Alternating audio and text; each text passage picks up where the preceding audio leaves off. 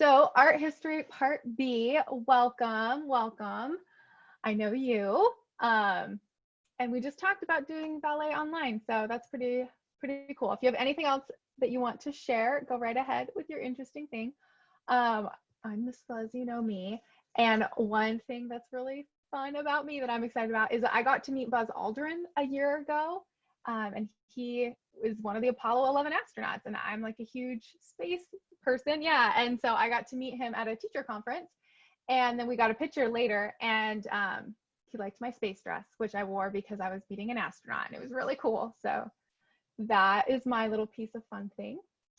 And then what do you hope to do in this class? Now that we are in part 2 of art history, we've got some of the basics down, we're closer to the modern era.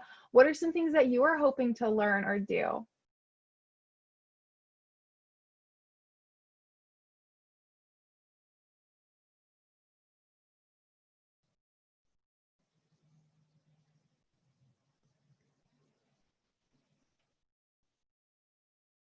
Awesome.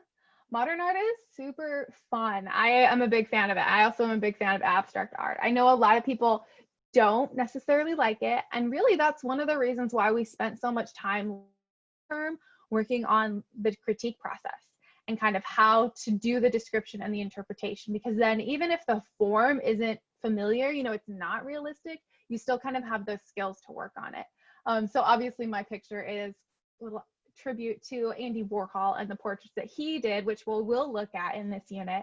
But modern art is a lot of fun. And another plus about modern art that I'm sure you've noticed just in this first unit we've been doing, as we've been getting closer to the modern era, we can learn about the artists in a way that we couldn't doing cave paintings or a lot of like the medieval art, because we just didn't know about them. But now that we're closer to modern era, we have more history and more records and just a better chance of learning about them. We still have some big questions to answer, like what is art and what is art history? And I came across this video in a really cool documentary I was watching. I just wanted to share this minute and a half-ish, not even that long, with you, where he reads a little bit of a poem, and tell me what you think. Now, with your permission, a bit of verse by Kipling.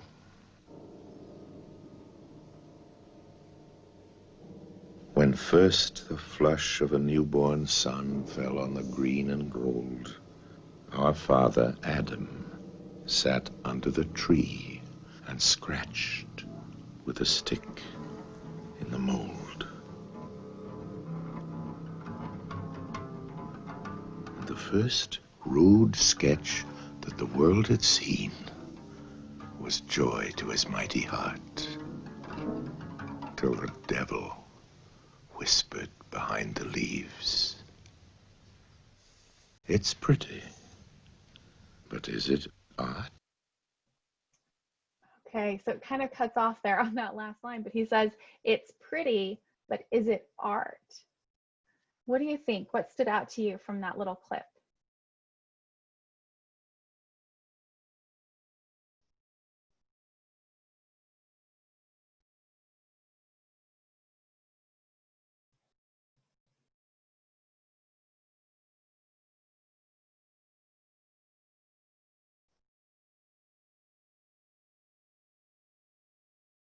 Yeah, I love it. We were just talking about this in my class earlier today about how, you know, when you're interpreting or looking at art, you can look at for the critical, you know, for how it's unique or different or stands out. And you can look at it from the production side, like the skill and the technology that was involved to make it.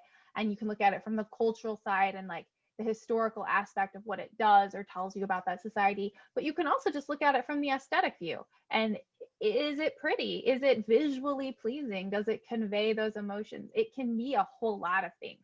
So I definitely agree that if you perceive it as art, it can be art. When we talk about art and value, just a quick definition check.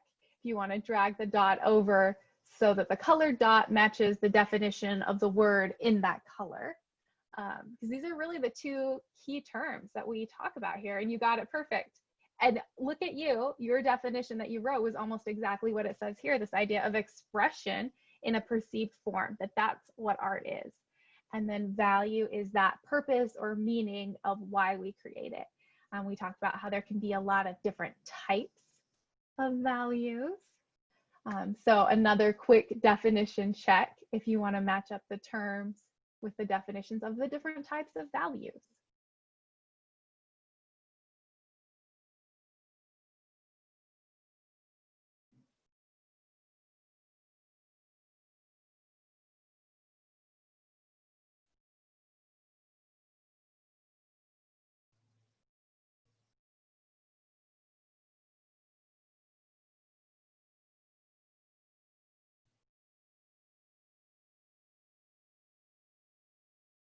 Perfect. Perfect. Yeah. So social values that represents important social issues or social ideas. Economic value is, of course, tied to the monetary value of the art. Aesthetic value is that visual appeal and the impact it could have on our intellect or our emotions, our senses, perception. Social value, how it represents issues, the historic value from the time period that produced it or the ideas and beliefs that influenced it. And then religious art is tied to that culture's belief or that religion's belief sometimes within the culture. Awesome. All right, one more check in, and that is on the principles of design. We talked about the elements, the things that you can't break down any further, like the lines and the colors and the form, and all of those go together to create the principles of design: emphasis, symmetry, unity, variety, asymmetry, the balance. Go ahead and see if you can match these up.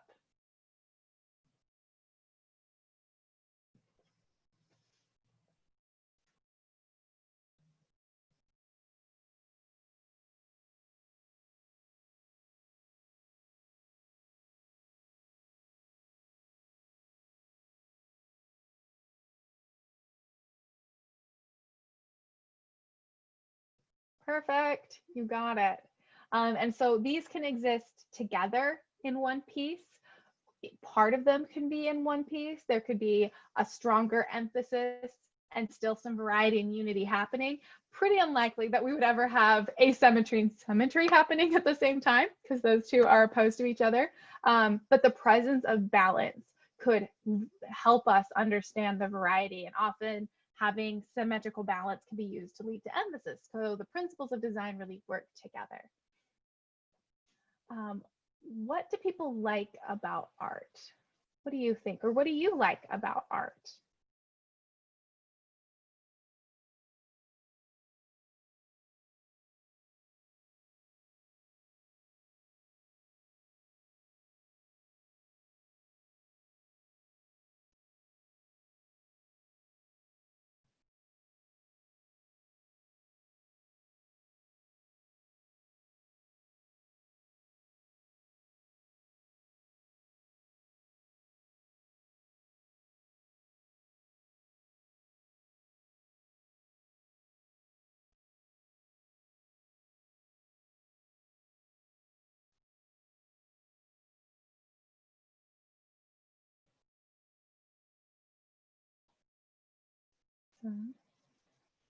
Yeah, I agree.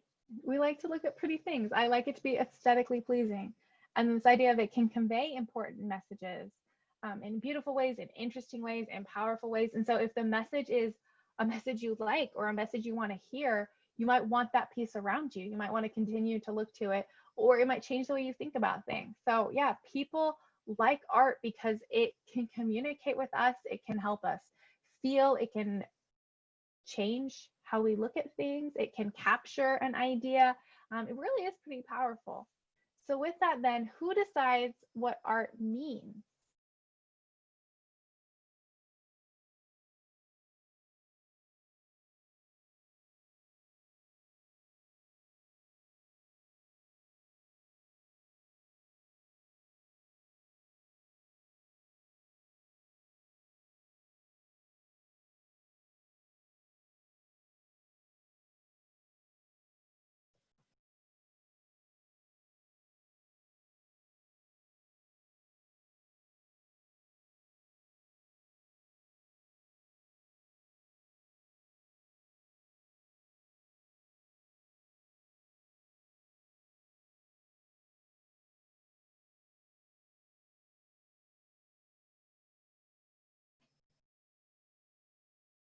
Uh, that's why we talked about, like, with interpretation, it you kind of can't be wrong. Like, your interpretation is going to be what you think it means, which might be what the artist means. It might not be what the artist means.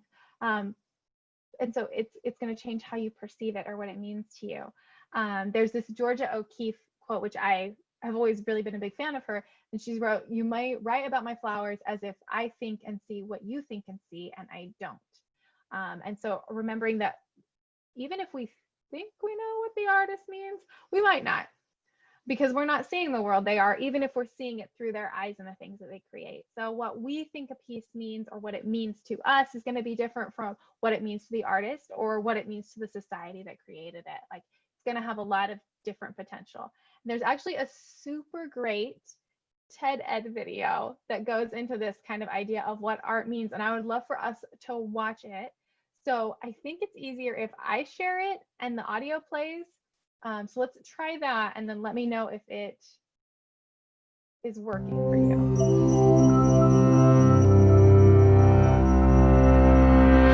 Okay, did you have audio and can you see? Okay, cool. We will do that.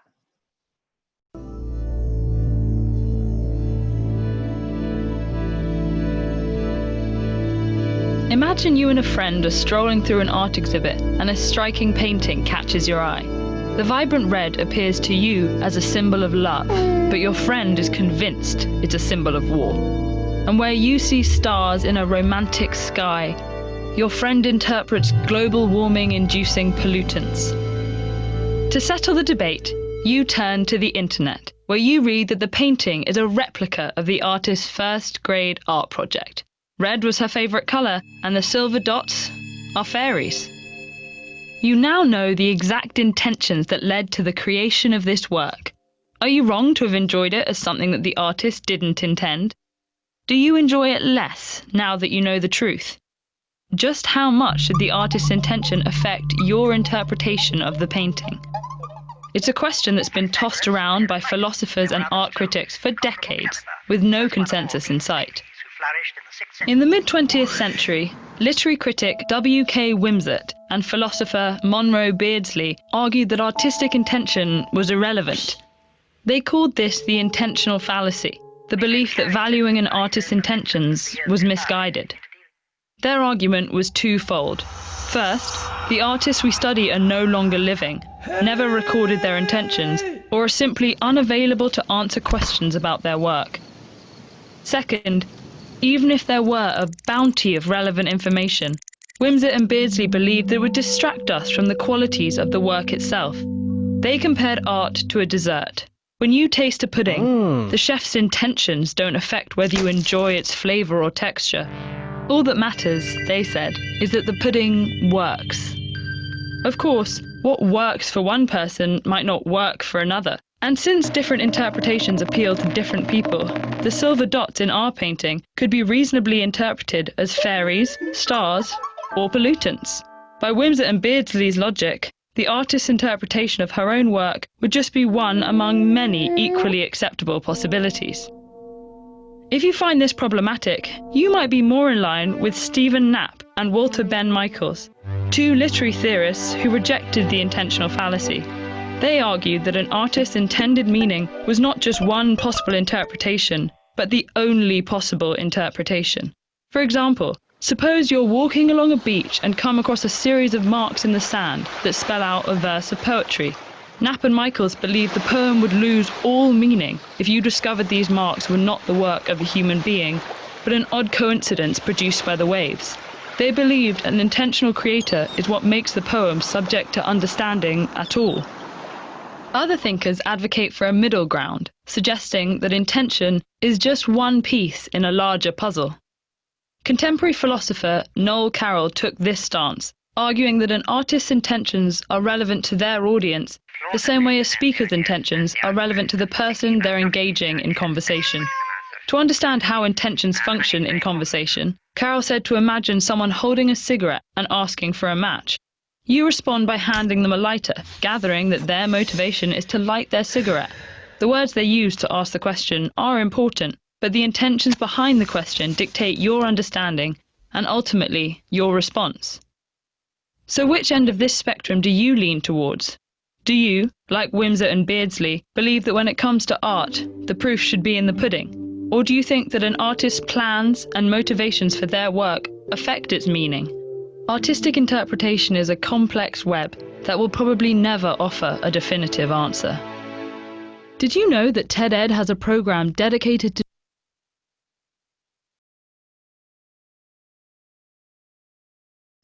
Okay, sorry, I couldn't get myself off mute for a second.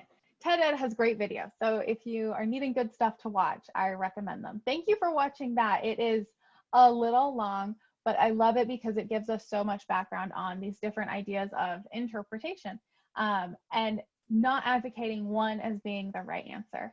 Right, I do too. I think it's so engaging and really helps kind of understand the principles as they go through some pretty cool concepts. So I put together a little post-video quiz for us to talk about what we think is maybe the takeaways from this idea. So in a poetry class, you're asked to interpret Robert Frost's The Road Not Taken. So that's the two paths diverge in a wood poem, if you're familiar with that. According to Wimsett and Beardsley, which of the following would be relevant to your analysis? So what should you include as you try and analyze what this poem could possibly mean?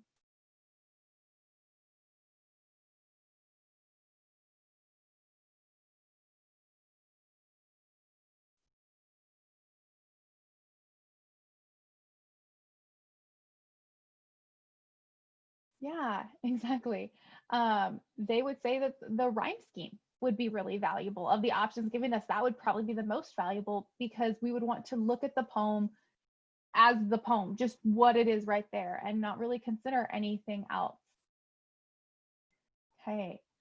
According to the intentional fallacy, why should we not take an artist's intentions into account when seeking to understand their work? So this is the idea that Mosley and Beardsley were talking about. Why shouldn't we look to the artist to know what the painting or the play means? Yeah, all of these reasons. They're not here, and we don't always know, and we can't get clarification. And so understanding really is going to come best from us, or at least that's their argument, that we are really in the position to make our own understanding in a way that they kind of can't do for us. Okay, imagine you're walking through an art gallery and you see a painting of what appears to be the Garden of Eden. You research the painting and find that the artist intended to create a replica of it in his backyard. If your views aligned with those of Knapp and Michaels, how would you interpret the painting?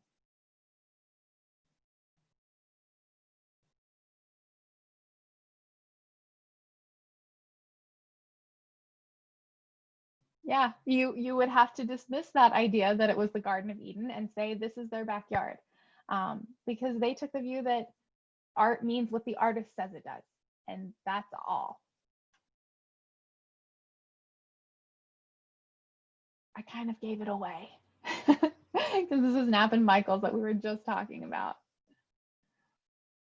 But what gives a work of art meaning according to them?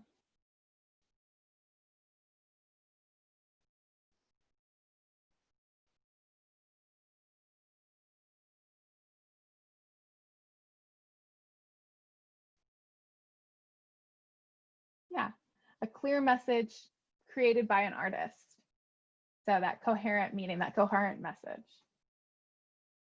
So Noel Carroll, which was the last kind of philosophy that they talked about, compares the relationship between an artist and audience to the relationship between whom. And it helps us understand the context of what the art piece is and maybe understand how we can interpret the meaning. So what analogy did they use? Manufacturer and consumer is close. It does work because, yeah, there we go. That's a little more perfect. Speaker and listener. And they gave the example of like someone asking for a match. Well, if they're standing there with a cigarette, you can assume that they maybe want to smoke it, which we're not supporting. But if they were standing at a bonfire, you think they were wanting the match to light it or to light birthday candles. Like asking the question without the context doesn't give you the full understanding. And so that's what Noel Carroll said, is that understanding the relationship between the artist and the audience is like understanding the relationship between a speaker and a listener. There's what's being perceived, the question of, can I have a match, which is the painting or the statue or the song or the book, but then there's the greater context within that of what the artist or author is doing. And so Noel Carroll would say that understanding the art piece is just the question, but then understanding the artist's intention gives you that better, bigger context. Okay, almost done with my little quiz. With intentional fallacy, Wimsatt and Beardsley argue that an artist's intention should not affect how we understand their work. What could be some undesirable consequences of that position, taking the view that we shouldn't consider the artist's intentions?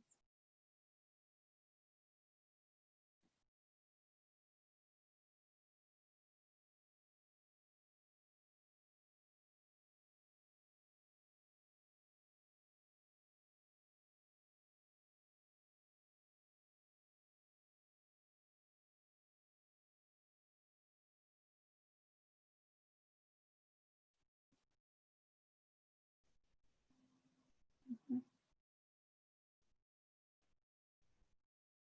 Yeah. Wait, can I just That's, talk because I can't write it? yeah, go for it. Okay, I was gonna say something like if it was a political idea or social message or something like that. If maybe it was supposed to be sarcastic and you don't get that, then it could be viewed incorrectly, or you could just misinterpret it. Or if they're trying to, like, if they're trying to say maybe smoking is bad, but you viewed it as they thought smoking was good, it could like mess up your relationship with that one artist. Yeah. Oh, exactly. In the lessons, like where we looked at Dumouriez, who did satire, or Goya, who did satire, like if some of their paintings don't really make sense to us because we don't understand their context or we misunderstand what it is that they're trying to say.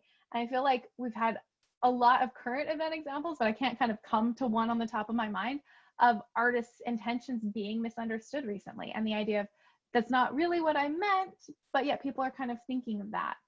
And you can go ahead and answer on the mic if you want for this one too, but what are some ways in which an audience interaction with a work of art is similar to a verbal conversation?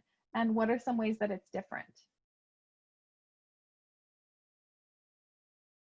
I think it's similar that you're still thinking, you think of what your initial like response to whatever you're talking about or the work of art is, and you also think the same ideas as you would in a verbal conversation if you're presenting an idea verbally. But it's dissimilar because if the artist is dead, you can't like talk back to the artist about what you're viewing about it. Mm-hmm. Yeah. I was thinking about it as you were saying that, and it's kind of like what's happening with us when you're just using the message board. And I'm sharing and saying stuff, and you're kind of responding to it, but it's not an equal one-to-one conversation because of the technology and the time lapse. And then I was thinking about you and like ballet as a form of art, like it's communicating with the audience, but there's not that back and forth as equal. So it's easier for there to be a misunderstanding about the story or the motive or the message, because even though it is this conversation, there's kind of a power imbalance. Like the artist or the piece, it can't really be questioned on what they're doing, and so it's not exactly the same. Exactly, yeah, you can't really agree or disagree, it's just there. So of kind of the philosophies that we've talked about or seen presented to us, is there one that you kind of prefer that makes more sense to how you interpret art? Do you agree with the intentional fallacy that we should just ignore what the artist means? Should we consider it, like Carol said, as this conversation? Or do you think that what the artist means is the only thing that we should consider? I would say somewhere in between, because if you just go with the intention fallacy, if it's like a political painting, you might misinterpret it. But if you don't let yourself think about the painting how you think about it, then I feel like that's just bad. Like you're forcing yourself to think something else. So I would say somewhere in between. Oh, I love that you brought that up. If you just accept what you're told it means, you're not really thinking about it. You're not developing those critical thinking skills on your own.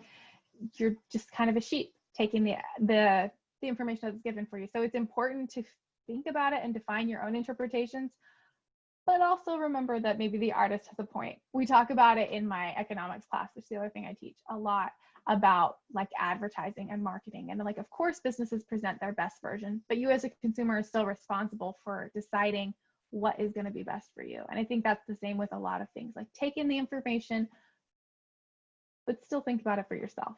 Use your brains. We have an assignment in this class at the end of every unit to write a critique, just like we did in our last unit where we wrote the critique at the beginning and then we had like a couple practice ones. Every exam has a part 2 in this class, and that is to write a critique. So I wanted to take just a second and remind us of the steps. The first step is that description. So looking for elements and principles of design, finding what you're seeing, and describing them. And don't worry about being redundant or too basic, because we really do want to talk about the lines and the colors and the shapes and how they lead to there being movement or rhythm or unity or balance. And that work with kind of the principles of design builds into our analysis, which you were doing a great job at this last month. So I assume you're still going to be really good at it this month. And then once you've got your description and your analysis kind of put together, that's where we want to share our interpretation. And of course, in here, I want to know what you think it means, but definitely take into account the artist's ideas if we know them, and that might shape them or help you get a better kind of idea or grounding of what it could mean if it's available. Because like they pointed out, most of the artists that we're going to learn about aren't around and aren't taking questions. So we don't really know what they meant. And so we really do just kind of have to take the artwork for what it is. So that we could do a quick little practice. So I picked this example of American Romanticism for us. What could you include in a description? What are some elements that stand out to you about this piece? And you can microphone. Oh, actually, I don't think you can type at all. So if you want to tell me on the microphone or in the chat, that would be great. When I first look, it seems like a really like majestic, pretty painting of a waterfall.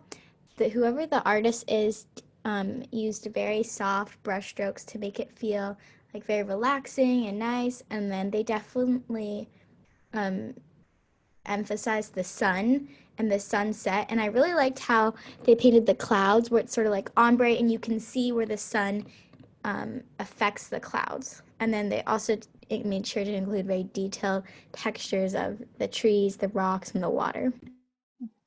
Yeah, I love that you mentioned the way that the light changes on the clouds and the way they've used that to create a lot of depth and a lot of emphasis, but yet we still have all this really great, rich detail up at the front.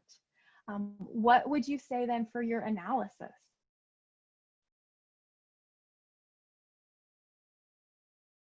There's a lot of variety in this painting, but there's, in a way, it also unifies the piece.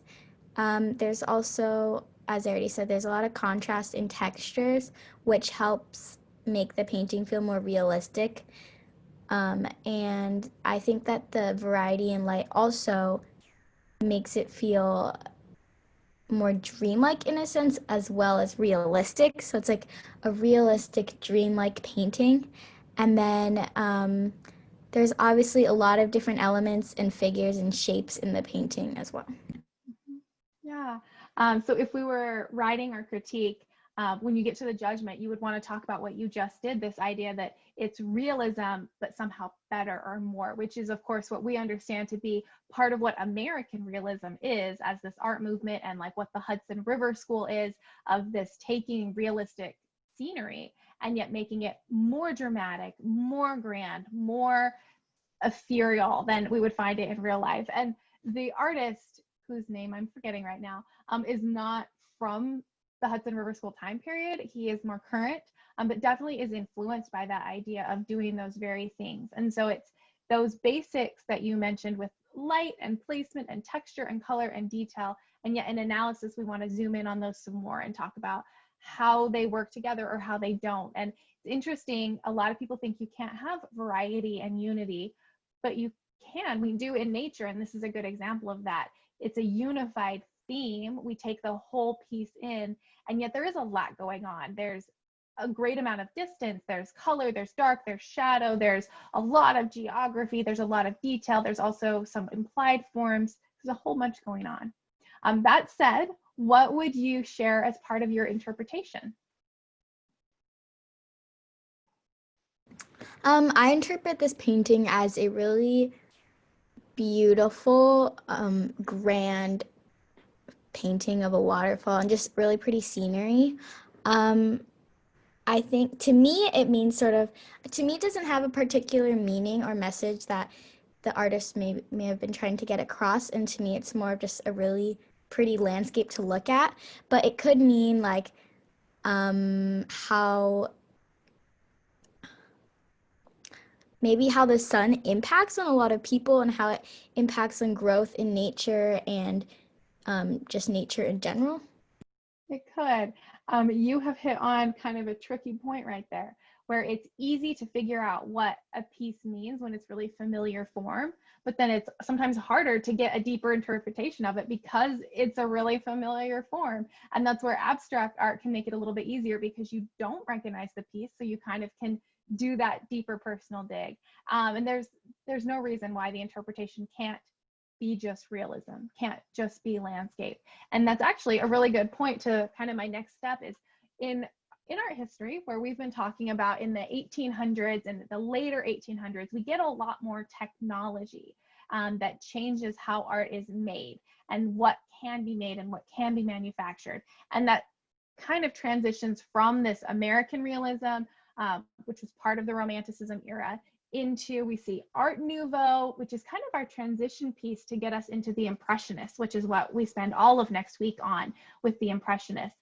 And so much of Art Nouveau is defined by this idea of curved lines and vines and leaves and trees and feathers and flowers. And so you can see kind of the build from these really dramatic landscapes into taking these natural occurring organic forms and then putting them in structural creation pieces. So I haven't graded since this morning. I graded everything out at like 7 a.m. just when you turned in one of your assignments and you mentioned the Crystal Palace, which is such a good example of the beginning of this Art Nouveau movement, by having a very industrial building, but yet it has these very organic lines and shapes and so much light and so much color. And so there's a lot of transition in there. And now that we're getting into the modern era, everything's kind of happening everywhere all at once.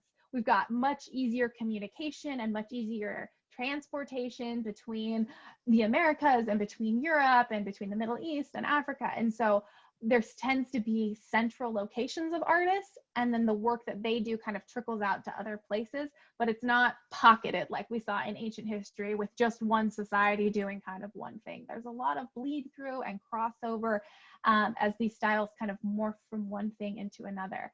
Among the Art Nouveau, there is just the coolest guy, which is Antonio Gaudi. Have you ever heard of him before? No. Okay, I feel like he is a secret, but he is awesome sauce. So he's Spanish, and he was an architect. So his artwork is just amazing. It's art you can live in, which is what architecture is. And he takes that Art Nouveau idea of really organic lines and curves and then builds buildings that are like that. Let's see, I think my video will play. It's kind of an old one that I borrowed from somewhere. Oh yeah, okay, let me show you just like. Barcelona. Antonio Gaudi's final civic work, built between 1906 and 1912, Casa Mila, named for its patron, Per Mila i Camps.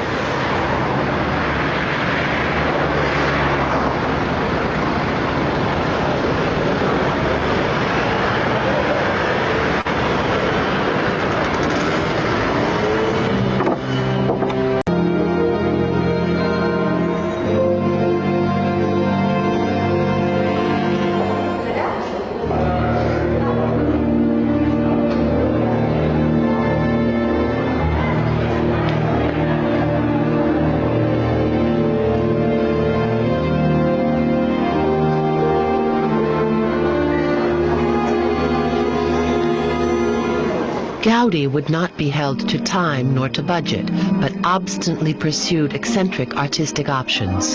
He angrily imposed his will. He passed his time in wielding civil and divine threats, evoking the Cerda Plan, named after its author, was a town planning scheme to redesign and enlarge the city of Barcelona. Main thoroughfares were created, new avenues crisscrossing at right angles like Spanish garrisons. On one side of these wide, straight avenues, going right through the city from the center to its outer limits, Gaudi, breaking all the rules in force, set a wall on a soft slant instead of an angle. With this facade, he pushed the destructuration of an architecture based on line and right angle to its very limit. Gaudi, with his passion for anatomy, thought of his building as a body covered with a skin. Okay, I'm going to pause it there. I just wanted you to see some shots of the buildings.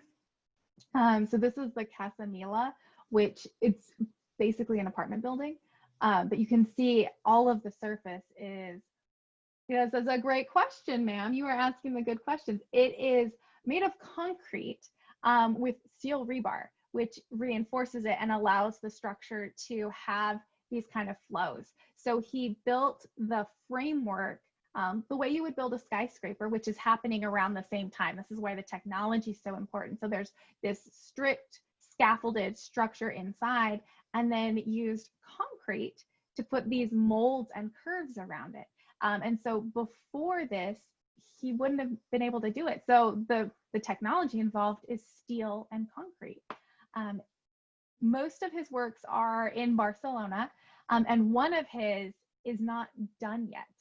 It's the Sagrada Familia. It's a church, and they started building it in the 19teens, and it's not done yet. Like, they're still working on it. The designs and plans are super detailed. Every piece of the outside is covered with structures and sculptures and relief carvings and details, and it's got kind of the same vibe as the Casa Mila, with these organic curves and these lines. And then inside is so colorful because he's used stained glass everywhere, and so the sun comes in and it's this giant open cathedral. It's a church, but it's not done yet. So it's expected to be finished in 2025 is the last thing I read. But as you can imagine, building a really amazing giant cathedral is expensive, and it's all being built with private money. And so sometimes there's holdups, but very cool stuff. So, and then that stained glass transitions me to tell you about stained glass. This is another thing that really happens under this time period, is steel and glass becomes so much easier to manufacture and use that we get this idea of indoor stained glass with Tiffany lamps and having these kind of images taken indoors. And it's still Art Nouveau. You can see from the pieces, they're natural landscapes, they're curvy, there's lines, there's vines. So it really wasn't just art that was confined to paintings, but it influences buildings, it influences accessories that people are going to have in their home. So talking about technology, I've got a little timeline here. How do you think changes in technology, maybe some of these examples, might change the art that people are able to make?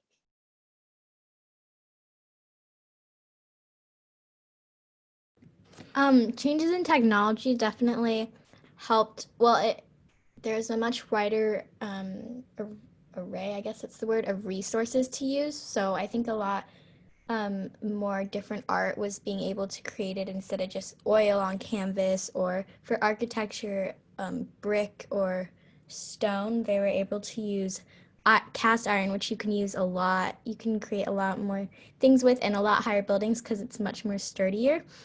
And I think that technologies, you can also see how art sort of changed. I think subject matters also changed, focusing more on machines and new technology. And then I remember when reading about the Art Nouveau thing, how they were trying to like go farther away from the machine-made feel.